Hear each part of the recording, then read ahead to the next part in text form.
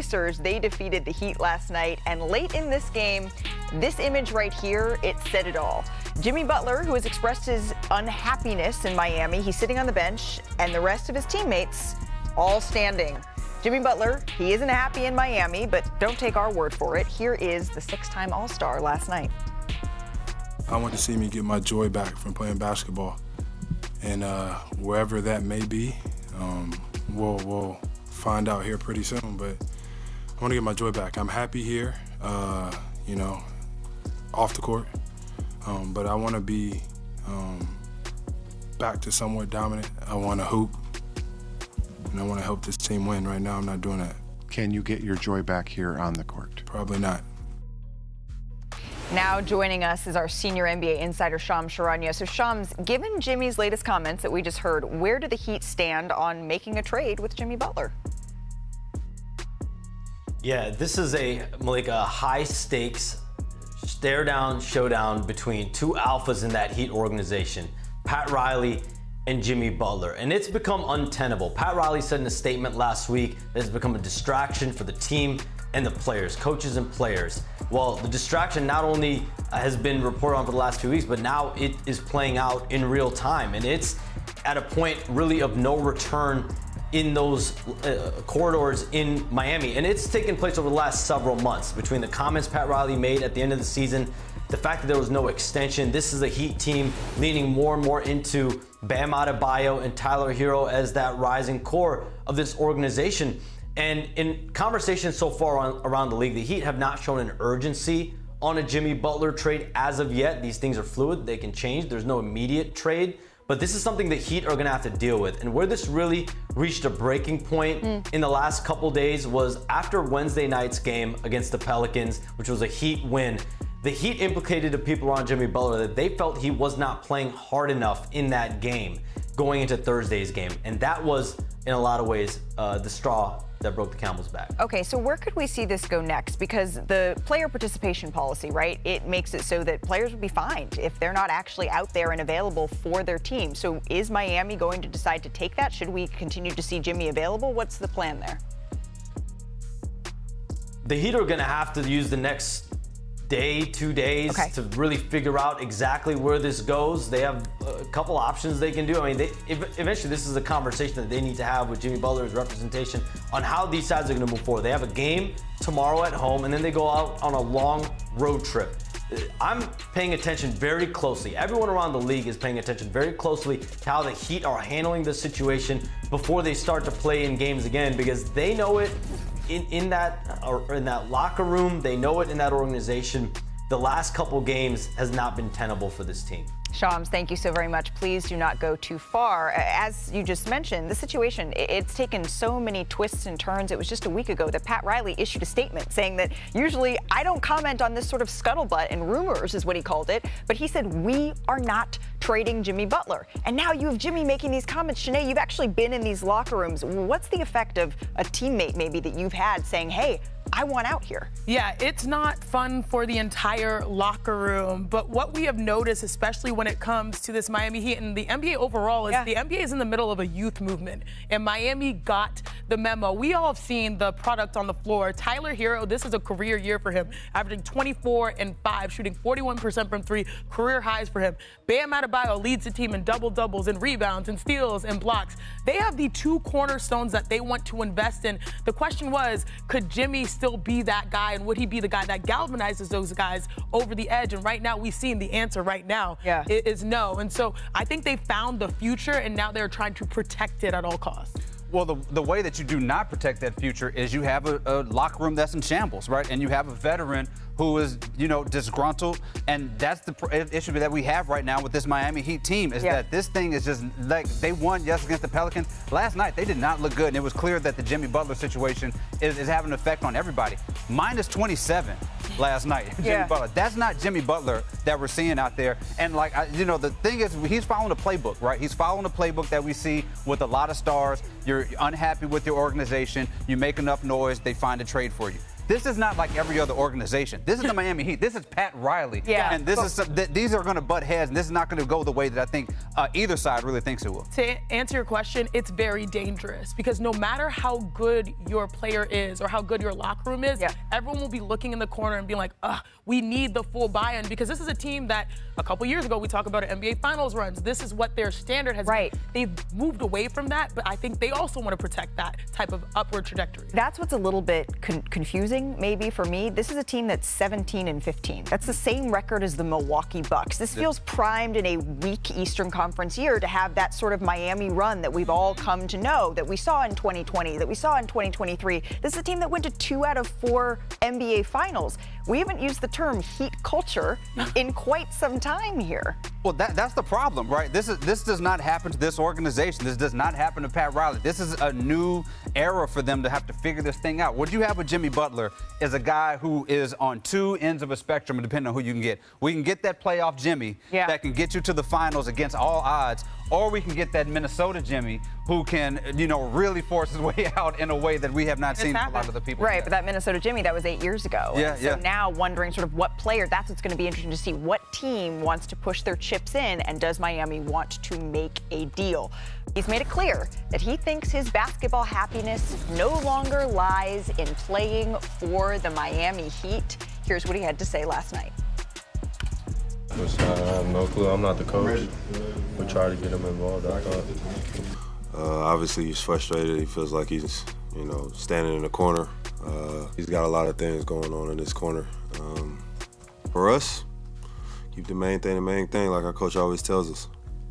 We play to win, and that's what it's all about. So that's Jimmy Butler's teammates on all that they're experiencing as he decides whether or not his future lies in Miami. Back with us now is our front office insider, Bobby Marks. Bobby, you have had decades of experiences in NBA's front offices here. How would you proceed with the Jimmy Butler situation? Malika, I would send Jimmy Butler home. I would send him home and have a conversation with him and his agent, Bernie Lee, and say, let's revisit this if there's not a trade by February 6th. And let's look at this in the offseason here. I think the Jimmy Butler situation in Miami is a distraction. We've certainly seen that Wednesday and Thursday night when we scored 18 points total here. I know the player participation policy says that a team is not allowed to shut down a player. There's also a unique clause in there based on unusual circumstances that does protect the team. And I think this situation falls under that unusual circumstances. And I think for Butler and for the Heat, I think the best thing is for them to be in their separate ways. And that starts with Jimmy Butler being away from this Miami Heat team. I want to bring the rest of the panel here in a second, Bobby, but I'm curious, when you say, okay, this falls into maybe those special circumstances, a team or a player would still have to eat the fine, though, if he's not available. And Miami, they are incentivized to make the playoffs this year, right? Because they will lose their first-round picks. It will go to Oklahoma City if they don't. Well, yeah, I mean, if it's falls out of the top 6 there, it would go to Oklahoma City here, Malika. But I think, listen, we saw Jimmy Butler on the court last night, and this Heat team lost by double digits to an Indiana Pacers team that's below 500. So I think you have to make the call. Is Jimmy Butler better on the floor with you, playing like he did Wednesday or Thursday night, or being away from the team here? And I'm not talking about suspension. I'll pay Jimmy Butler. The Heat could pay Jimmy Butler here. You can send him home. He can collect the rest of his $48.8 million. And then when we get to this offseason, if there's not a trade by February 6th, let's revisit this, whether it be Butler opting in and then working out a trade, or as he said, becoming a free agent and looking at his options elsewhere. Because we're in this landscape of free agency here, where a player walking away from money or a team going in a different direction and not getting a trade asset like we saw at Paul George, that is sometimes in the best interest of a team when you have that flexibility instead of taking back some bad contracts. Okay, Bobby, thank you so very much. I appreciate that front office perspective. Chiney, the player perspective, though, how do you refocus on the stakes, needing to make the playoffs and not lose that pick if you're Jimmy Butler's teammates. What's interesting is you've seen the natural sequence of events. At first, the team recognizes the tremendous talent that the player is. Jimmy Butler, I've been in a locker room very similarly where I played with a very talented player, and we're like, we don't want to lose you because we need you. But at some point, the moment Jimmy said, I'd be happier anywhere else than here, that's where you say, all right, we've got to make a change. Because even while that player is there and you see the situation deteriorating, it affects the hearts, the minds, the souls of your team. You have to go out there knowing that that player is not 100%. Meanwhile, you are trying to build upon an opportunity like we were seeing in the Eastern Conference where your team actually has a lot of good, whether it's Tyler Hero having a career high year, Bam Adebayo trying to lead with double-doubles. You don't want that to go to waste, especially in this precious moment of the NBA. For me personally, we had to make the decision where we had to move forward, with what we needed to do to protect our locker room. And the player actually decided to leave. And it was better for both circumstances. And I think the Heat have acknowledged that point. Yeah, Jimmy Butler can't play anymore on this team. He can't be on the bench anymore on this team. This is just too toxic of a situation. And part of this, we're talking about the Jimmy part. Part of this is Pat Riley. He's got to eat some of this too, because there's a lot of ego that was a part of this. And this got out of hand on his watch. And a team, as we mentioned, that needs to get into a playoff position this year. So this is part of, both sides are kind of in the wrong, as is the case with most breakups. Yeah, well, now there's a little bit of a standoff, and we get to see who flinches first. Hey, what's up, guys? Jag from Jaggy Sports here. The Butler did it. Jimmy Butler asked for a trade yesterday from the Miami Heat. He asked to be traded elsewhere, not in those words, but he said that he wants to find joy anywhere but Miami. Again, not in those words, right? So I guess it's kind of like Sham's reporting originally was correct. But now we are at the forefront here. We are at the forefront because now Jimmy Butler wants a trade. He is not doing any favors to the Miami Heat by playing in any other games because he's got like 9 points or something like that in both of those games, and he's not doing very well according to his past, right? He was an efficient scorer, but now all of a sudden he's not, right? So do the Miami Heat send him home and while they try to figure something out? I think that is best until they figure something out, right? Because think about it this way, because he's a detriment to the team right now. They're in sixth place. He's a detriment to the team right now, therefore you don't want any distractions moving forward, and you kind of want either A, him to be away from the team, or B, want him traded, because that's what he wants, right?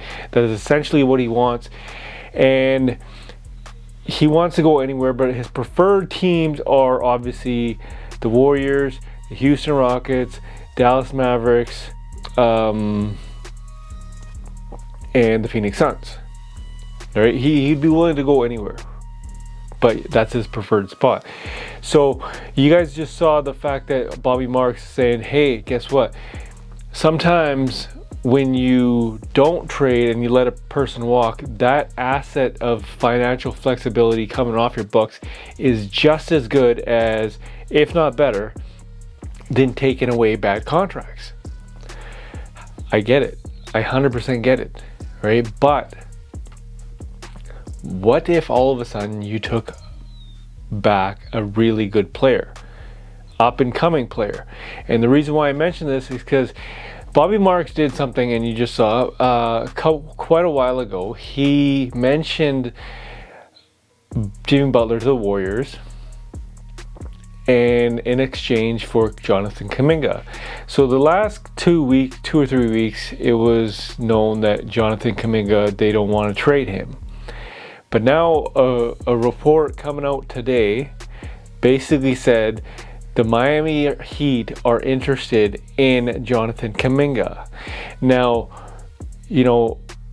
that's funny because the thing is, out of everything that has been talked about, you never hear of Miami Heat wanting something, right? They were not interested in any of the trade packages that anybody presented But now all of a sudden the trade demand hits and they're interested in Jonathan Kuminga. If I'm the Warriors, I'm willing to do this deal because Jonathan Kuminga, he's going to command a lot of money. And the Warriors are already tied up in a lot of money right now. So I don't know if it's possible to keep Kuminga. And everybody knows his relationship with Steve Kerr is not the greatest. It could be better. But to let a young talent go like that, you don't know if it's gonna work, right? Like the potential in Jonathan Kuminga is great, and to let him go for a guy that is possibly gonna walk, you don't know if he's gonna stay. But then again, Jimmy Butler, playoff Jimmy, once he gets in the playoffs, it's over, right? This guy's an elite athlete, and to top it off, you have vets around you, Draymond Green, Steph Curry. So if this deal goes down, it looks good because quite frankly, the Mavericks are not interested in taking back Jimmy Butler, nor are the Houston Rockets. So you can count them out. Everybody's talking about, like, okay, Stephen A. Smith is talking about Phoenix Suns. If I'm Miami Heat and I'm Pat Riley, what the hell would I want Bradley Beal? The guy's always injured, and that's taking back more money. That's taking back, like, I think he's got 2 more years left on his deal. So why would you want to take back Bradley Beal? He's not a young guy compared to Kuminga. He's not, right? You want financial flexibility, or you want a promising young talent. I get it. You get draft picks as well, but the best package out there in terms of trade is Jonathan Kuminga and some picks for Jimmy Butler. And quite frankly, it's not going to be Bradley Beal because A, he's got a no trade clause, B, he's always injured, and C, there is no financial flexibility, nothing. And I was talking to an NBA insider last night, and he basically said they want financial flexibility coming off their books. So I mentioned, hey, why not Chris Middleton from the Bucks? There's always a dark horse in every scenario, right? 100%. So if you trade Chris Middleton and I'm guessing what, Bobby Portis or a pick or 2, they only have 2031 pick, first rounder. That's all they have. So if I'm the Miami Heat, I want Chris Middleton to come off the books, Bobby Portis, and a pick for Jimmy Butler. I know that's not enough, right? I know 100% that's not enough, but either way, the guy's coming like he's gonna walk. Either way, he's gonna walk. You might as well get him from something. And the reason why I mentioned Middleton is because he's a free agent. So July 1st, his money comes off the books. So regardless, you're still gonna have financial flexibility. Or you go the Golden State Warriors route and you get a promising young talent in Jonathan Kuminga that could flourish in Spo's system. Just saying. So what do the Miami Heat do? Do they trade in the Bucks? Do they trade in the Warriors? Is there a team out there that can actually pull up and offer a better trade package than either of those teams? Who knows? It's not going to be Bradley Beal and the Phoenix Suns unless he agrees to waive his no trade clause and it becomes a 3-team trade, because God knows Pat Riley's not going to accept Bradley Beal's contract. No way. You want financial flexibility, 100%. Or do the Miami Heat tell Jimmy Butler, take a break, go home, let us figure it out, we'll call you back when we do. You know what I mean? So that's just the way it goes. And, you know, leave a comment in the comment section. Tell me what you guys think.